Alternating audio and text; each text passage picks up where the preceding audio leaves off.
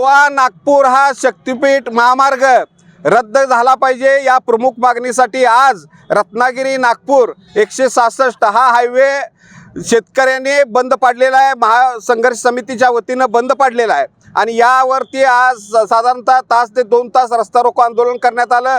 दोन्ही बाजूला चारही बाजूला 4 ते 5 किलोमीटरच्या रांगा लागल्या होत्या। मात्र शेतकऱ्यांना शेतकरी संघर्ष समितीच्या नेत्यांना पोलिसांनी अटक केलेली आहे आणि या दडपशाहीचा आम्ही निषेध करतो। पोलिसांनी कितीही दडपशाही केली, कोणाला कितीही अटका केल्या तरी हा संघर्ष थांबणार नाही।